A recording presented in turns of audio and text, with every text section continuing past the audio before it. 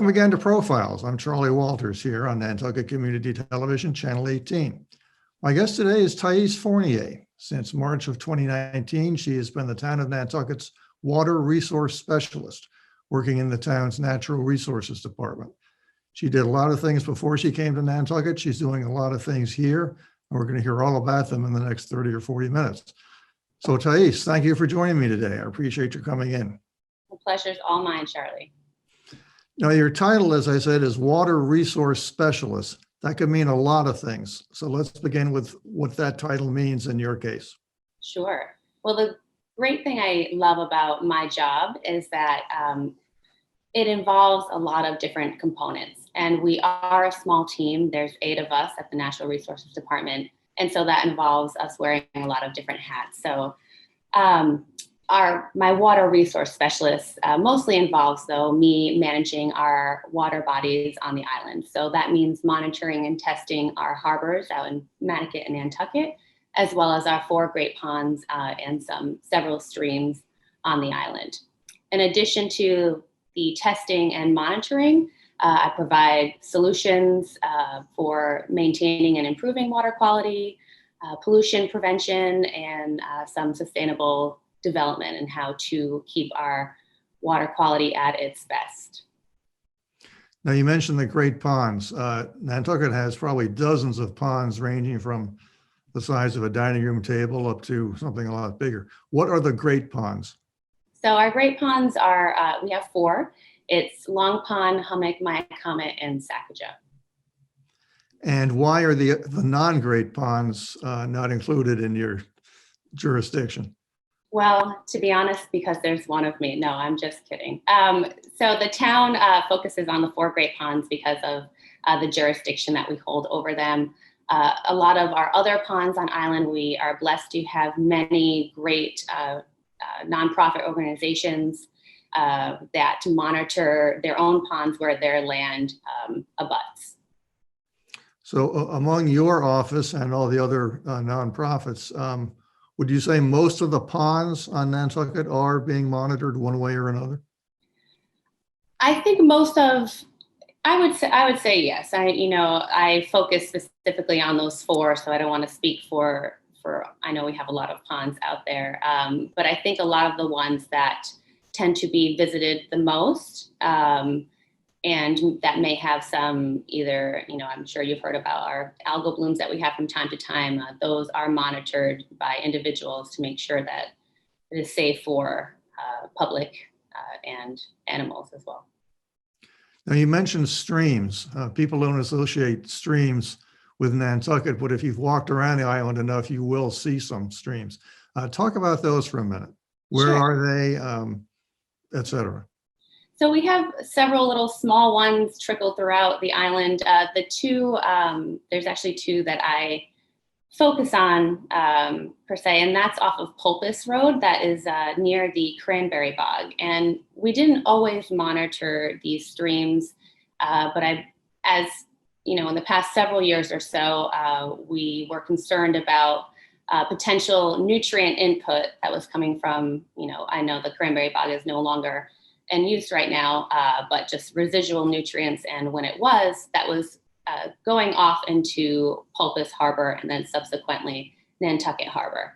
So we wanted to make sure that we were testing those levels to see, whether they were high or not, so that we could potentially mitigate that for our Nantucket Harbor, our bigger picture there. So Now, the creeks down at the southern extreme of the harbor, that's considered part of the harbor for your purposes. Is that right? So that they're all, I guess you wouldn't say sub-embayments, but we tend to look at water bodies surrounding a harbor because at the end of the day, a lot of things end up trickling into that embayment and then causing either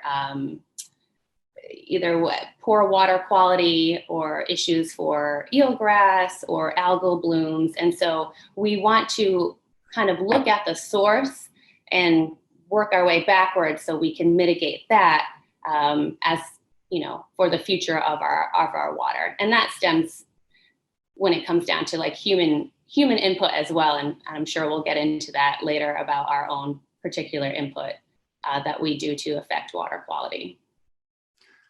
Two things you haven't mentioned are Nantucket Sound and the Atlantic Ocean. Is that out of your bailiwick?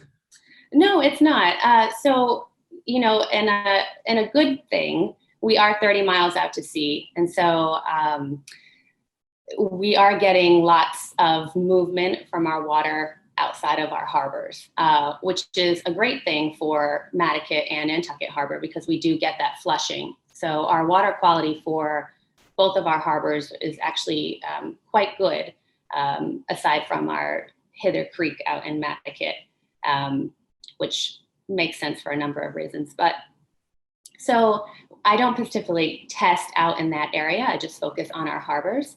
But because of all of that flushing and movement of our water, it's actually a good thing that we're just 30 miles out to sea surrounded by this. So in a way, I'm grateful, even though I don't test specifically outside. Now, as I said before, you've been here for 2 years. Have you noticed a change in harbor water quality in those 2 years? Yes. So that's one thing I go against a lot of individuals that have been on this island for many years. And I really enjoy conversations I have with the long-term locals here because they are the ones that have seen this day to day and have seen the changes, have seen the differences and abundances of scallops and our eelgrass and algae. So I really utilize a lot of public conversations. And myself, to be honest, we do get our reports each year, and our water quality has improved slightly from each year that I have been here. So in all areas of our harbor, we have a particular, it's called a total maximum daily load, and that was created for Nantucket Harbor and Nantucket. So it's sort of like a number that we need to reach specifically for nitrogen, our nitrogen levels, for us to maintain good water quality and habitat. So as of right now, for Nantucket Harbor, we are meeting our TMDL, our total maximum daily load, except in Hither Creek. And then for Nantucket Harbor, we are meeting it in our sampling areas except for Pulpus Harbor. So far we have had improvements, at least in the 2 years that I have been here, except for those two areas. Now, you must come in contact from time to time, or maybe more often than that, with the Board of Health. For example, if Children's Beach is a mess in August, do those statistics come from you or from the Board of Health office, or how does that work? Sure. So the Natural Resources Department used to assist with doing the testing for our bathing beaches. So what they would test for would be fecal coliforms or fecal bacteria. And the health department has since retaken that over. They did it initially, and then we helped, and then they started back up when I started, actually. And so I do get a lot of questions about closures and why they're closed. And what's great about working for the town is a lot of us are very connected to kind of streamline our efforts and outreach to the public and letting them know, what's going on. Because for me, as the water resource specialist, a lot of people would assume that, I'm doing this testing for bathing beaches, which I'm not. The health department is, because it's a human health issue and I am not human health. But it's important for us to be on the same page so I can educate the public as well, because I'm always out there to let them know that, this is tested weekly. And as soon as levels are safe, the signs are taken down. And, it's something that happens all over the states, all over the world. And it does happen from time to time. You mentioned nutrients and algal forms in the harbors. Relate that to the scallop industry right now. Sure. This is something that's talked about often is, having nutrients in our water systems. And nutrients come from a variety of sources, whether that be stormwater runoff, wastewater, either a leaky septic system, bird guano, dog feces. There's fertilizer is a big one, herbicides, pesticides, like the list goes on. And unfortunately, it's a part of our everyday life. There's a lot of people that live on Nantucket, and it's a product of our population.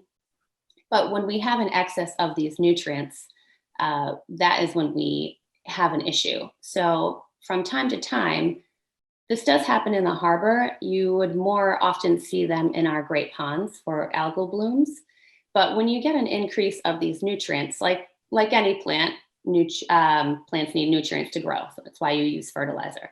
So when all of this excess of nutrients is going into our harbor waters or our ponds, you're going to get an increase of algae. And some of that algae is capable of producing toxins, which can negatively impact aquatic health, animals, and humans that are in or around the water bodies. That has implications for our shellfish industry, as a lot of the time high nutrients and algal growth can block out sunlight for eelgrass. And I'm sure Charley, at their initial stages of life, young scallops will attach to blades of eelgrass to get away from predators. And that is detrimental for their survival and our scallop industry. So, we think about nutrients, and it, for a lot of people, it seems kind of like far removed. But when you kind of talk about the consequences, it's like a domino effect. You do one thing and several other different things happen, and it's all cyclical. So it really does have huge implications for even when you're just out there washing your car with some maybe not the best chemicals that you're using, that ends up going into our water systems. Let's zero in on the bay scallop. Are there more or fewer bay scallops out there right now compared to years past, and why is that?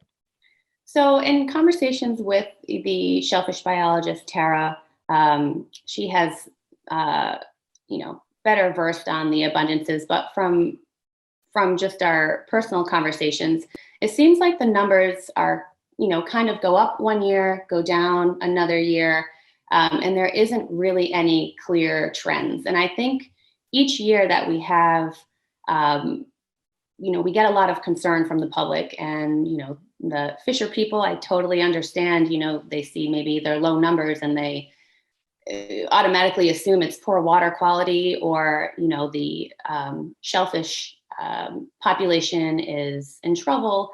But there's a lot of different factors that play into that is really hard to tease apart. So it's difficult to say it's because of this and that's why we're getting these low numbers. So what we've seen is we've actually had some years that they have been great and other years they have been lower. But, that could be, their initial stages in the beginning. For whatever reason, they didn't get into full growth development. It could have been a lot of strandings that we had, a lot of storms that had pushed them out into the shore. So we've had a lot of die off. It could be lack of, eelgrass has diminished over the years. And so that could be also them not having their habitat to escape from predators, and then them getting eaten up by predators. So it does fluctuate each year. Trends are kind of hard to tease apart, kind of like why they're going up and why they're going down. But that's, for me, the beauty of ecology. It keeps me on my toes, and very frustrating because it's never a straight answer, but it keeps me interested. Last winter, meaning 2019 to 2020, was one of the mildest winters I've ever seen in the 50 years I've been living on the island. This year started off the same way, but the last couple of weeks it's been kind of cold. Can you trace, or does it affect the scallop, the numbers of the scallops, to have it very cold and or very warm? I can speak at least to the water quality aspect of that. sort of when you get these extreme fluctuations in temperature, sometimes you get a shock to a system. So again, every organism is different. Scallops, for me, my lack of knowledge for shellfish biology, Tara would be the better one to kind of talk about the stress indicators, but I would be lying to say that the environment in temperature had no implications for shellfish, because sometimes, freezing, that's never going to do anything good for them, and just going from different extremes. And that happens a lot in New England. You get these really, really cold days, and then the next day the sun's out and you're like, this is New England. So yes, in my experience for water quality, I think it does have an effect, but Tara would be more of the one to discuss that with, as she works more intricately with shellfish. Aside from the bay scallop, what about other aquatic organisms? I know you've only been here 2 years, but how is it affecting, whatever fish happens to be in the harbor? Sure. So just, you mean extreme weather events or just impacts to water quality? Well, I guess I'm thinking primarily of, are there more of a certain fish or fewer of a certain fish or shellfish in the harbors or the ponds since you've been here? So again, I wish I was an avid fisher, Charlie. I don't fish, but I do know that over my 2 years anyway, that I have seen with our different changes in climate, like climate change is not a new thing that's been going on for quite some time. There's been discussion about that. You're going to see different species of whether it be aquatic plants or fish in different water bodies, because our environment is constantly changing. So our water now is becoming warmer. So the fish that you probably used to see like 30 years ago, again, I can't speak to that, you might see less populations of them now, and maybe a new different type of fish that has more better suited or adaptable to more warmer water. So sometimes you'll, in places of the States, you're getting tropical fish that shouldn't be in the New England region. And it's because our water is now warming, our salinity is changing, the acidity of our ocean water is changing. And that's, again, unfortunately, due to a lot of our burning of our fossil fuels, our impacts of nitrogen to our water bodies, carbon dioxide. And so that is going to change the species that you're seeing, whether that be plants or fish. Tell me if I'm being alarmist about something. When I see the flooding in the downtown area, which for now is comparatively minor, although it's worse than it was 20 years ago. But when I see flooding around the parking lot on the waterfront, or when I see it on Brand Point, one of the thoughts I have is, what is that water taking with it when it recedes and it all ends up back in the harbor? Is that something to be overly concerned about? I think it's something to be concerned about. I just recently gave a talk about sea level rise in regards to water quality and how we can safeguard our water quality with the impending sea level rise, because that's absolutely true. When you're getting these coastal storms, lots of coastal flooding, the pollutants, chemicals, herbicides, sediment, everything that's on our roads, those impervious surfaces, impenetrable surfaces, now gets mobile. So you're mobilizing all of the stuff that was on our roads, on our parking driveways, on our lawns, are now going into our water system. And the more often that happens, the more pollutants you are getting into the harbor. So it is a concern. We can't really stop what's happening to Nantucket. We can plan for it. That's why we're doing our coastal resiliency plan, and make things that will at least have more longevity for Nantucket. But what we're doing now is just to be more future forward thinking about how we can safeguard our water quality with impending climate. Let's go back in time. Where did you grow up? Where did you get your education, et cetera? Sure. So I grew up in Fall River, Massachusetts. Are you familiar with the area? A little bit. I usually find myself driving through it, but not stopping.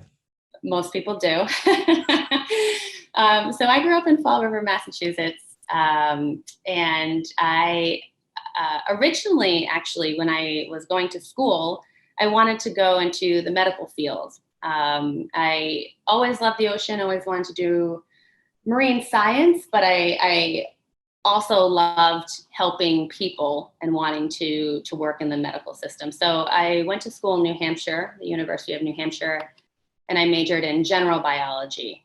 And then shortly thereafter, my desire for wanting to help people and my passion for travel brought me to Rwanda, where I served 2 years in the Peace Corps, and I taught biology to, there were like middle school, high school students. We had a large class, lots of different ages.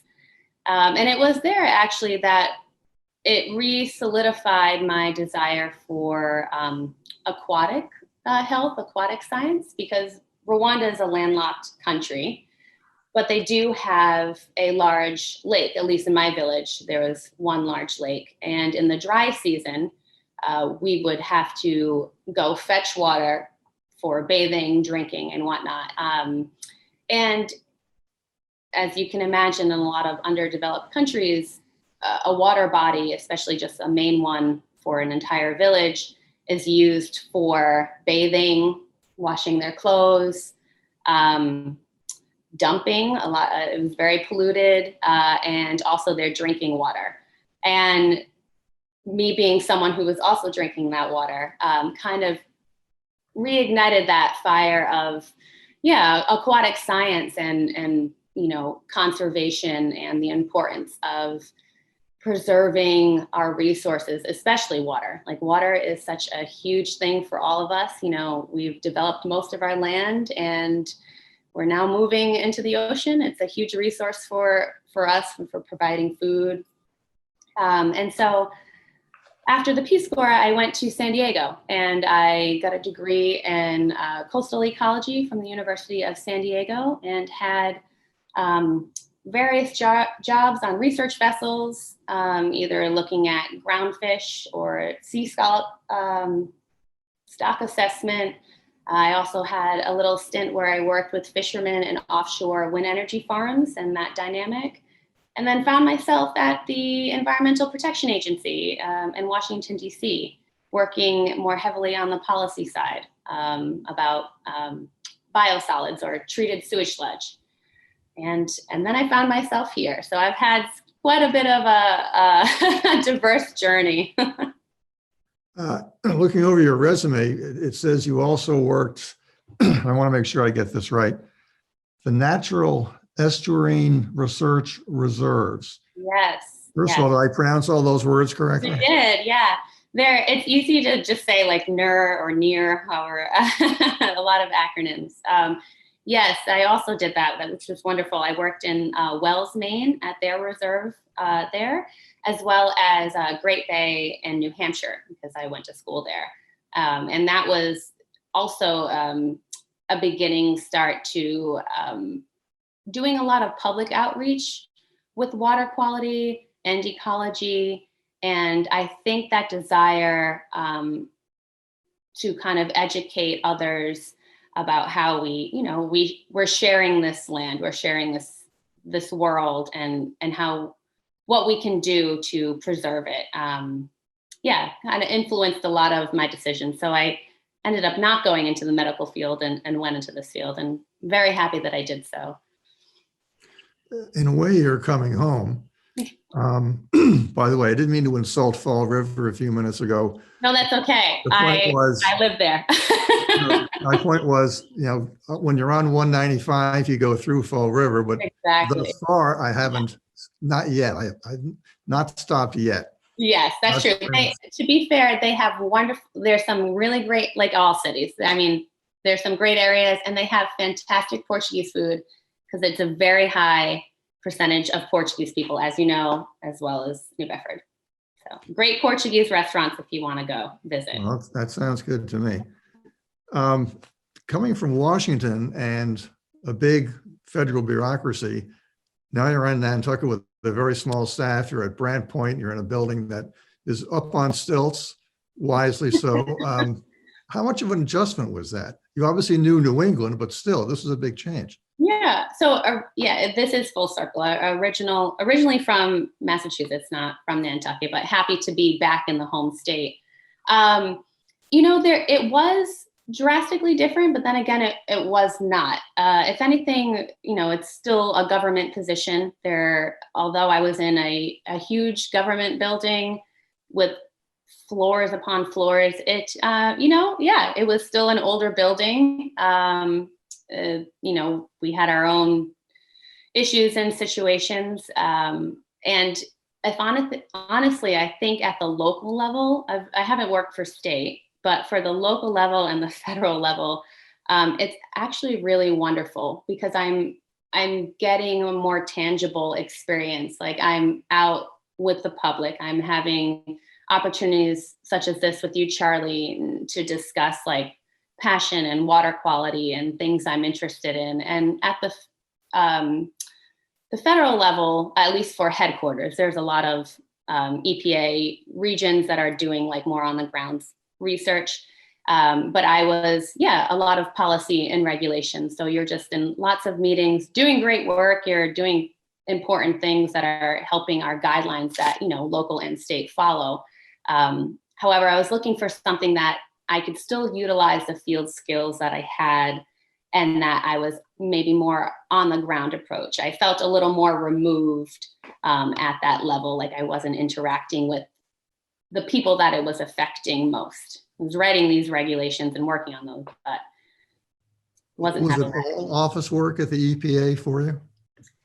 Yes, I did sometimes manage my way to go out in the field with some of the other individuals in different offices to go collect fish for toxicity in fish fillets. But that was probably once out of the 14 months. So, Oh, boy.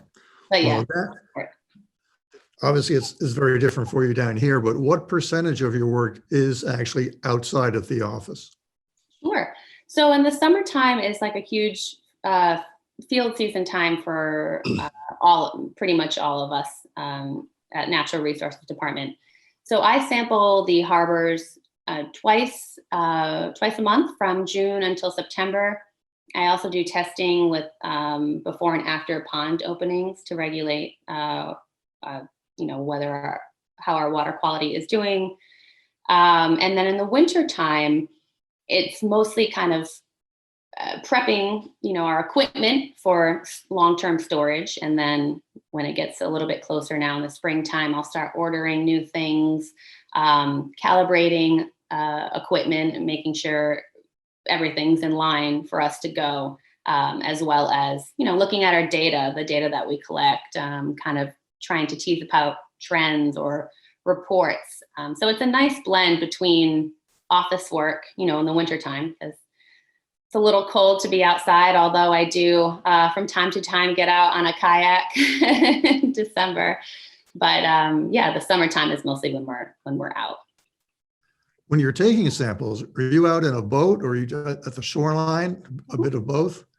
Yeah, it's a bit of both. The streams, I just drive and pull over on Popos Road and hop out by the culverts and pop down and collect some samples. And then the ponds, we're out on boats. I work with the Shellfish Constable, who is wonderful to get up at 4:30 in the morning so we can be on a boat at 5 sometimes. And so he will take me out on the harbors and on the ponds. So. What specific projects, aside from your day-to-day or month-to-month, season-to-season things, what are you working on now? And are these things that you're initiating or the department as a whole is? Sure. It's a combination of both.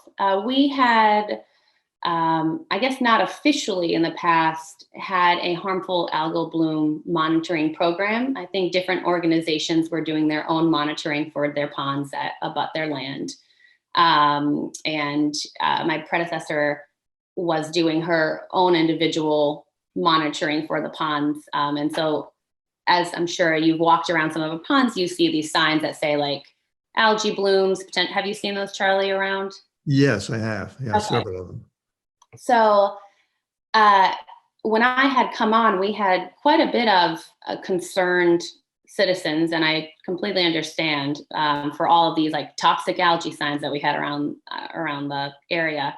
And so one thing that I wanted to change was to, again, streamline our efforts. If all these organizations are monitoring ponds, I don't want to be we're so small, like why be disconnected and disjointed? And so I developed a harmful algal bloom monitoring program that just utilized our organization, so Conservation Foundation, Land Council, Land Bank. We're looking to expand that this year for us to create new signs where maybe less alarmist, but that just had information kind of as a, just be aware of your surroundings. If you see something that looks like green paint or you're unsure or it smells, don't go in the water.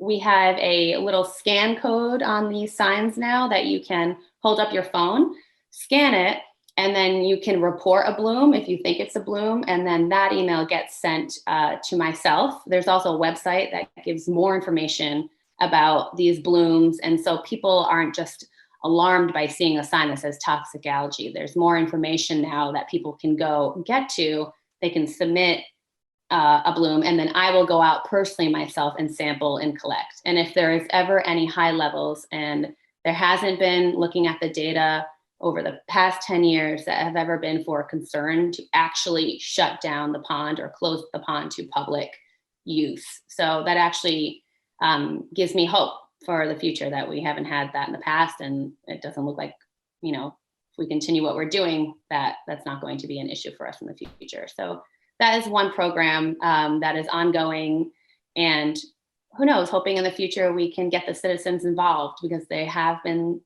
citizen science monitoring programs off island. It's a big thing, and it's a great way to get people really passionate about their particular pond, if they live there, and when they're going on their walks, they can just monitor and look. So that is in the works. And I guess another big project that was stemmed from the select board and other organizations was to develop a water resource management plan for the entire island. So we have a lot of different plans that are out there: the shellfish plan, the harbor master plan. We have a pond principles management plan, which I finished my first year. And this plan is just going to kind of incorporate everything that we've had already into one major plan. So that's in our works for right now. My hope is it's something similar like the coastal resiliency plan that Vince is working on, where we have contractors coming out to develop this plan. So I'm doing the initial legwork of it, and I hope that we can get like a really great plan, such as Cape Cod's got one. It's really important to unite the whole island for it to have a major plan for our water embayments. When you were talking about the ponds a moment ago, if you're in doubt, stay out of the pond. Get your dog to stay out of the pond. Don't let your dog drink the water. But it makes you wonder about birds. Does this affect birds? If birds are spending a lot of time swimming in an area where there's a lot of algae, does it affect them as well? It does. So again, I feel like more different organisms are impacted differently. Just like, a child swimming in the water might be impacted more than an adult, just because of the biologically processes. So, they could have a bigger impact or a bigger effect, excuse me. Birds, that is a concern. Sometimes you will see deceased birds that might be floating in a algal bloom. That is also hard to tease apart too, because, it could be like, well, this looks like it ingested either some toxic algae or whatnot, or ate something that had ingested toxic algae. But we don't know that for a fact unless you were, doing necropsies on all of these avian species. So it's hard to determine like if they died from that or not without doing further research, but it does impact them as well. It impacts fish. It can clog fish gills. And another thing I think a lot of people don't realize too, when the blooms die, bacteria in the water degrades it to break it down like any natural process. But that process involves taking a lot of oxygen out of the water, and aquatic organisms utilize dissolved oxygen in the water. So then you get these periods of really low levels, and that affects their ability to survive as well. So there's a number of species that is impacted by this. Sticking with the ponds, or mainly the ponds, Phragmites. How much of a problem is that in terms of what you do? Yeah. So we've had a lot of discussion with a lot of our organizations on island, some of our private organizations, the Pond Coalition. They have done, which has been great, a lot of work to eradicate that invasive species. And I know that they have used a lot of, you have to use either, we had an aquatic harvester, to remove some aquatic vegetation. And then we use pesticides that also kill the plant. I think a lot of people get concerned about that because I just talked about how, herbicides and pesticides go into our water bodies. But that's why you have to be a conscious consumer and really research the kind of chemical that you're using. And so what has been done to eradicate Phragmites has been one that has been like EPA approved. It's been federally tested. There's been a lot of research on the impacts to aquatic life.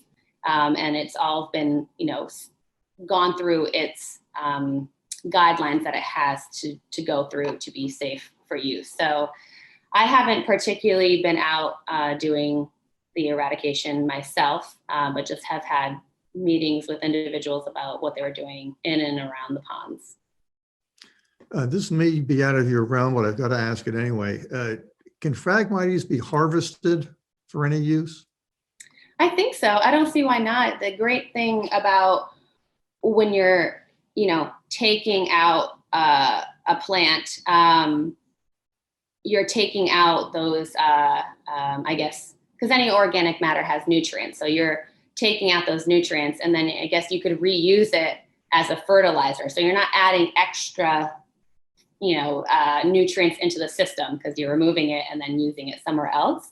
But then you also run into the issue, of maybe, I don't know about the seed dispersal, but maybe causing Phragmites to seed disperse and grow up somewhere else because it's a really hardy plant and it could do that. So it grows like Topsy, as I used to say. I saw a patch in downtown Boston, not far from Fenway Park, and there was a 14-foot stalk right by the road. And if you've driven around 495 or the Mass Turnpike or many, many other roads, they're all over the place. Yeah. So if you could use it as a cash crop, but you make a good point about the seeds spreading, because as it is, if you go to Hummock Pond, the stuff is all over the place. Yeah. But if you use it as a crop, you would at least avoid the herbicide problem. But anyway, that's another discussion for another time. Last question, and I hope this isn't, I hope it's not an unfair question. Based on your 2 years here, what about the next 5 or 10? Are you optimistic about the way things are going, or do we need more work to be done? Sure. I think again, Charlie, I have I might be a little biased for my experiences off island, but our water quality that we have on this island is quite wonderful in comparison to other places that I have seen. There are some ponds, even in the Cape, that are like bright green, odorous, just very honest, not pleasing to the eye. And I am happy that we have so many invested citizens and organizations on this island that are actually concerned about our environment. So for the next 5-10 years, my goal personally is to make sure that all of our stations are meeting that, that nitrogen goal that we have for the harbors. And that would be great, because when we're hitting that goal, that kind of sets the, kind of like a chain reaction for everything else that's good. That's a main point that we focus on. And if we can meet that, that's awesome. And then as well as our ponds, although they do experience, harmful algal blooms from time to time, again, it's periodic, and we've never had, at least over the past 10 years, a pond closure due to algal blooms.